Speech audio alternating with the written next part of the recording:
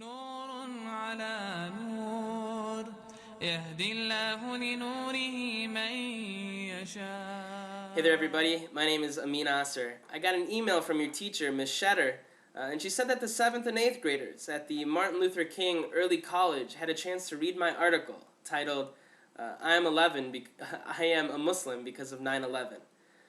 She said that you guys had a lot of questions, and I got them, so I figured, let me create a video and respond to some of them. I'm not going to be able to respond to all of them, there were quite a few. But if you do have any additional questions, feel free to send me a note and I'll try my best to respond. The first question that you asked me was, hey Amin, what was the point of this article? What was I hoping to accomplish and why did I write it? And that's a really good question. When I wrote the article, I was really looking to do two things. The first thing I was looking to do was, I wanted to put a face to the name. And the second thing I wanted to do is I wanted to show that in every challenge, there's a pretty exciting opportunity to do something good and to become a better person. And I'll talk about each of those. So after 9/11 happened, there was a lot of people who had never met a Muslim before. They didn't know what Islam was. They didn't know who Muslims were. All they knew is what they saw on TV. And on TV, they saw that Muslims were terrorists. So what I wanted to do with the article is I wanted to show that, hey, Muslims actually aren't so different. The majority of Muslims in the United States are just like the average American. They watch football on Sundays. They cheer for Jerry Rice and Chris Carter, and for me it's Adrian Peterson. They play video games with their friends. They like to laugh at jokes. They like to eat fast food. They're actually not so different. They just happen to believe in a certain religion, but just because of that, that doesn't mean that they're bad people. And so what I wanted to do is I wanted to put a face to the name and show to average people that Muslims weren't so different. The second thing I wanted to do is I wanted to show that in a challenging situation like this one, there's actually a lot of good that can still come out of it. So in the article I talked about being teased. And some of you guys are in the 7th grade. Some of you guys are also 13 and 14 years old. And when I was that age, there's nothing more that I wanted than to just fit in. I wanted to be like everybody else. I didn't want anybody to make fun of me. I didn't want anybody to look at me differently. I didn't want anybody to tease me. I just wanted to be like everybody else. So when they did, it was tough. It was really tough. I hated it. And when that happens, there's really two ways that you can respond. The first way you can respond is to admit defeat, to feel bad, to feel sad, to just start becoming depressed, right? The other way that you can respond is by confronting it head on, to say, no, I'm actually going to do something about this. I'm going to take this and I'm going to use it as fuel to energize me and to get me excited, to become a better person and to figure out this whole mess. And so for me, I took it as an opportunity. I learned about my religion. I learned about my faith. I became confident in who I was, and I decided that, hey, you know what? I'm going to, instead of, people making fun of me, I'm actually going to tell them about my religion. I'm going to tell them that it's actually pretty cool. I like it a lot. It makes sense to me. And in doing so, it's been very positive. So the other question that you guys had asked me is, how did I feel when I wrote the article? So when I was actually writing the article, what was I feeling? Well, one of the first things I felt was excitement. I believe that every person has a purpose. And the goal for every person is to make the world a better place. And I thought to myself, hey, by writing an article and by doing these types of things, I will be able to make the world a better place. I'll be able to help people understand that, look, even though we might all be different, we still share a lot of things in common, and we should treat others the way that we want to be treated.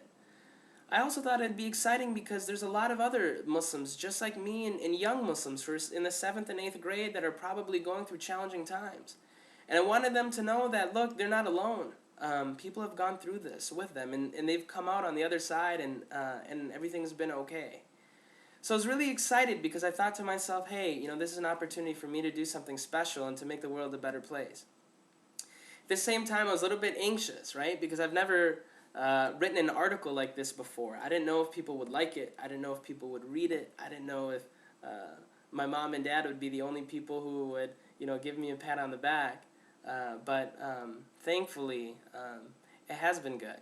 And I'm giving you guys a little talk today, so I think that's an example of that, right? So, so far so good. Now, one of the other questions that you guys asked was, how is life for Muslims after 9/11? And is it still hard to be a Muslim? Now, when you wrote that question, I thought about a couple of things, right? So, one way to respond would be to say, yeah, life has been challenging. Just in the last month alone, in August, there was a mosque that's like a Muslim version of a church. It was burnt down in the Midwest. There was a Muslim Sunday school in which somebody took a bottle of acid and threw it in because they wanted to hurt some of the kids. There was another mosque in Chicago that had somebody drive by and shoot bullets at it.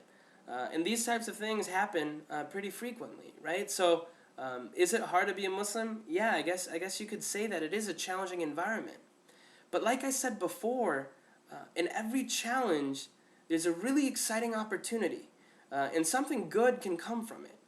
And what I will say is, since September 11th, there has been a lot of good that has come from it. So personally, Muslims all around the world, because of the challenge, they've been forced to question themselves. They've been forced to figure out what they actually believe in and why they actually believe in what they do. And I've certainly been somebody who has gone through that. So because of 9/11 and because of those experiences, it's forced me to really figure out who I am and what I believe in. And now I think I'm a better person because of it. I think the other exciting thing is that because of September 11th, a lot of people have actually learned about Islam. People who didn't know who a Muslim was before, they've actually learned, and they found out that the majority of Muslims are good people. They're peace-loving. They're, the average American. They're just neighbors, just like everybody else.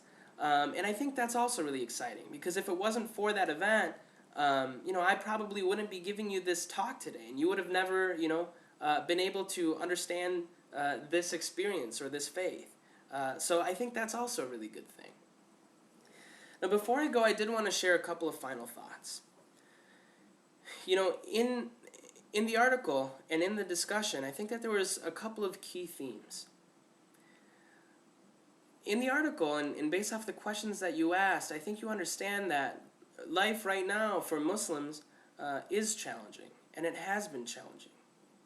But Muslims aren't the only people who have gone through this type of an event. African Americans have gone through a very challenging time. Latino Americans have also gone through challenging time. Women have gone through challenging times. Homosexuals have gone through challenging times. Jewish Americans have gone through challenging times. Irish Americans have gone through challenging times. A lot of people have gone through lots of challenging times. And it's all because people were not willing to understand and realize the similarities that they shared with others. And what I want you to take away is that even if somebody looks different, even if somebody talks different, even if somebody has a different thing in their heart, if they believe in a different religion, always remember that we are still brothers and sisters in humanity, right? Because we're all still human beings. And at the very minimum, we at least share that in common. So before you, ridicule somebody, before you treat somebody bad, before you make fun of somebody, remember, treat people like the way that you want to be treated. Because just like you, no matter how different they might appear to be, they're still humans. And that enough means that we're all really similar. Now, the other thing I wanted to share is that there are challenges. And a lot of these challenges we don't get to decide. I didn't get to decide that September 11th would happen, but it did. And after that, life has been very challenging. There's a lot of things in life that we don't get to decide, and challenges happen to us. And when they do, we have two ways that we can respond. We can either respond by being defeated, by laying on our back, by being sad and depressed and don't do anything about it, or we can respond by being active, by doing something about it, by doing everything in our power to achieve success. And for me, that was certainly the case, and it was a way that I was able to take this really tough situation and do something good because of it. The last thing I want to leave you with is that I want to tell you about this idea of dreaming big, right? Because you're in the 7th and 8th grade. When I grew up in Minneapolis, Minnesota. It's not the biggest city in the U.S. It's pretty small, and I still live there today. I never thought that I would be giving a speech today. I never thought that I'd be writing articles about religion. I never thought that I'd be writing children's books or anything like that. But realize that anything is possible. If you dream it, you really can achieve it. And at 7th and 8th grade, anything that you put your mind to, and if you put in the work, there is a lot of exciting things that you can do. Maybe you'll be the next president of the United States of America. I don't know. But if you try, and if you believe in yourself, anything is possible.